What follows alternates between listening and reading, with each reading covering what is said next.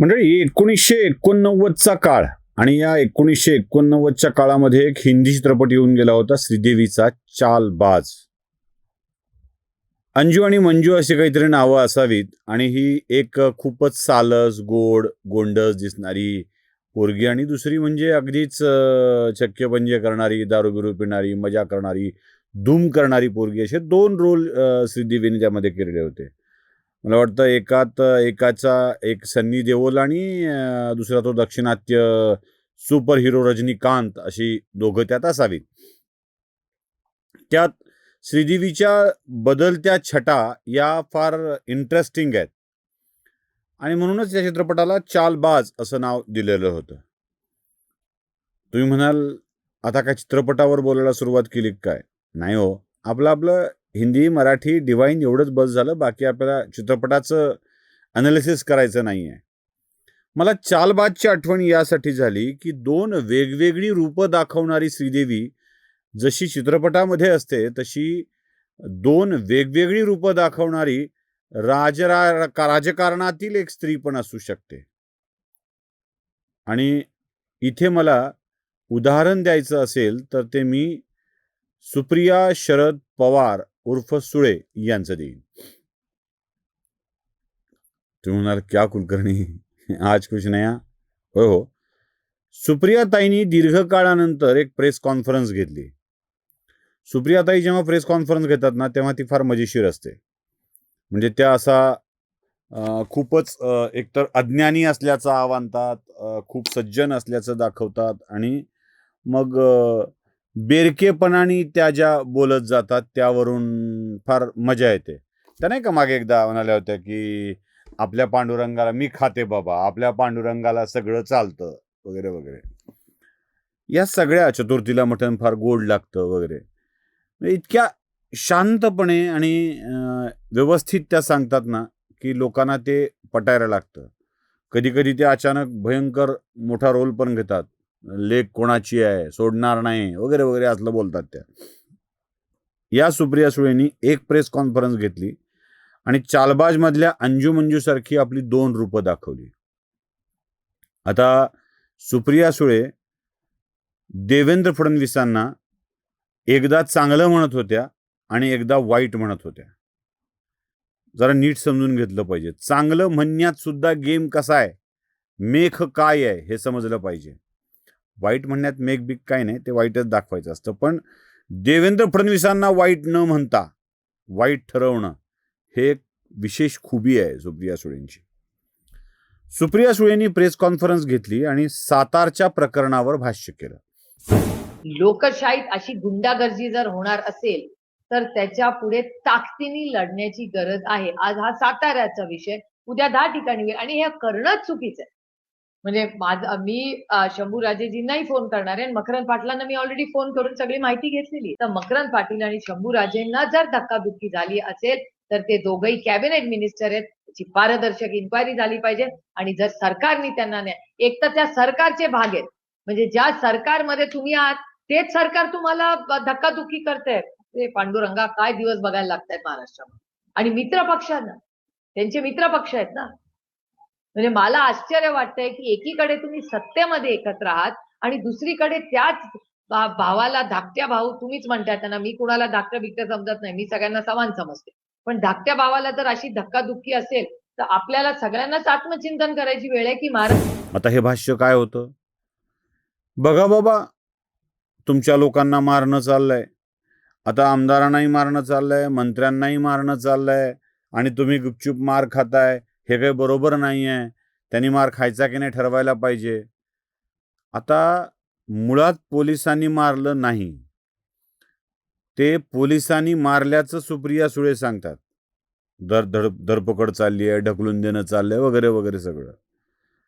हे करणारे पोलिसाला सांगणारे देवेंद्र फडणवीस.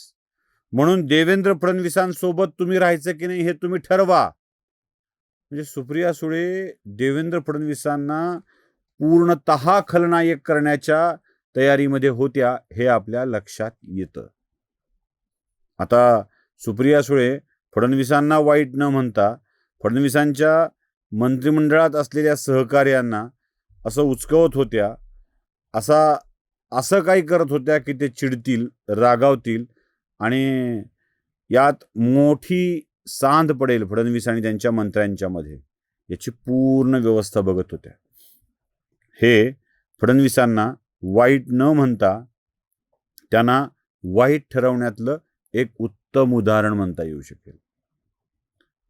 सुप्रिया सुळे याच्या विरुद्धचं उदाहरण तुम्हाला मी दाखवतो. त्या याच प्रेस कॉन्फरन्समध्ये देवेंद्र फडणवीसांचं कौतुक करत होत्या.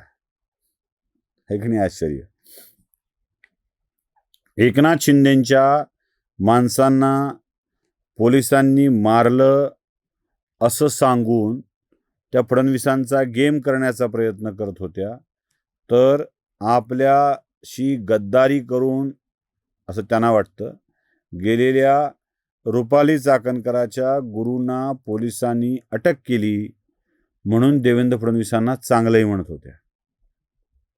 पण अगदी सरळ सरळ चांगलं म्हणतील त्या सुप्रिया सुळे कसल्या? यातही फडणवीसांचा गेम व्हावा याची पूर्ण व्यवस्था करून टाकली. त्या म्हणाल्या, मला देवेंद्र फडणवीसांचे आभार मानायचे आहेत. ते नरेंद्र दाभोलकरांच्या आदर्शावर काम करतायत, त्यांचा नाही वारसा चालवतायत. आणि अंधश्रद्धा निर्मूलनाचं खूप मोठं काम हे महाराष्ट्राने देशाला दाखवून दिलं आणि तोच वारसा आज महाराष्ट्राचे माननीय मुख्यमंत्री पुढे नेतात. ही आमच्यासाठी एक महिला म्हणून, एक नागरिक म्हणून ही अभिमानाची गोष्ट आहे. आमचे म्हणजे फडणवीसांना आभार मानून कौतुक करायचं आणि त्यांना दाभोलकरांचा ते वारसा चालवतायत म्हणून त्यांच्याच समर्थकांच्या मधून उठवायचं, असा हा उद्योग. म्हणून मी या व्हिडिओचं शीर्षक चालबाज दिलंय.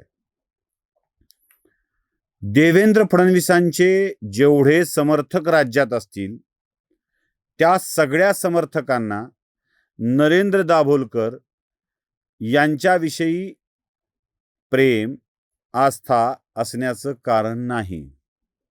कारण नरेंद्र दाभोलकर विवेकवादी, विज्ञानवादी असल्याचं सांगत हिंदू धर्माच्या रूढी परंपरा यावरच आघात करत होते.